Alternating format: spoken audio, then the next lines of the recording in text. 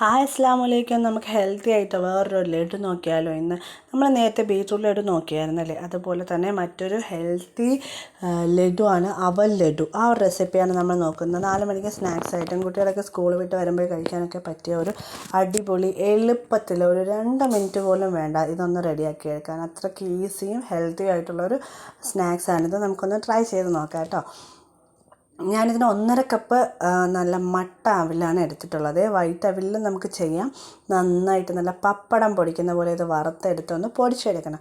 നല്ല ചൂടായിരിക്കും. ഒരുപാട് ഹൈ ഫ്ലെയിം ഇട്ടാൽ പെട്ടെന്ന് കരിഞ്ഞു പോകും. പെട്ടെന്ന് തന്നെ നമുക്കിതൊന്ന് ചൂടാക്കി എടുക്കാൻ പറ്റും. എന്നിട്ട് നമ്മൾ സദ്യയുടെ പപ്പടം പൊടിക്കില്ലേ, അതുപോലെ ഞങ്ങൾ പൊടിച്ച് കൂട്ടണം. അടിപൊളിയായിട്ട് റെഡിയാക്കി എടുക്കാൻ പറ്റും പെട്ടെന്ന്. ഒരു 1/2 കപ്പ് തേങ്ങ, അത്രയും മതി. ഒരുപാട് ചേർക്കണ്ട, കാരണം തേങ്ങ നമ്മൾ താഴോട്ട് പിടിച്ച് വലിച്ചുകൊണ്ടിരിക്കും. അത്രയ്ക്ക് വിലയാണ് കുതിച്ച് വരുന്നത്. അപ്പോൾ കുറച്ച് തേങ്ങയും കൂടെ ചേർത്ത് കൊടുക്കുക. കൂടുതൽ ചേർത്താലും നല്ല ടേസ്റ്റ് ആയിരിക്കും. പിന്നെ ഫ്ലേവറിന് വേണ്ടിയിട്ട് നമുക്ക് കുറച്ച് ഏലക്കയും കൂടെ ചേർത്ത് നന്നായിട്ടൊന്ന് അതിൻ്റെ ആ ഒരു ഒരു ഈർപ്പമൊക്കെ മാറുന്നത് വരെ ഒന്ന് ഇളക്കിയെടുക്കുക കേട്ടോ. അതിനുശേഷം മാറ്റി വെച്ചിട്ട് കുറച്ച് ശർക്കര പാനി കാച്ചിയെടുക്കാം. പാനി കാച്ചി അരിച്ചെടുക്കണം. എന്നിട്ട് നമുക്ക് ഈ ശർക്കരയും കൂടെ ഇതിലോട്ട് ചേർത്ത് കൊടുക്കുക. ആ ചൂടോടെ തന്നെ ചേർത്ത് കൊടുക്കണം കേട്ടോ.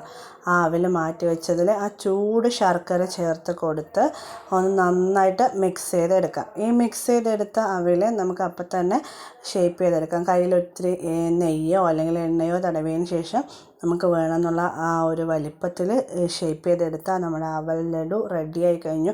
നിമിഷ നേരം കൊണ്ട് തന്നെ നമുക്ക് പെട്ടെന്ന് റെഡിയാക്കി എടുക്കാം ഈ ഒരു ഹെൽത്തി സ്നാക്സ്. അപ്പോൾ എല്ലാവരും ട്രൈ ചെയ്ത് നോക്കിയിട്ട് ഫീഡ്ബാക്കൊക്കെ അറിയിക്കണം കേട്ടോ.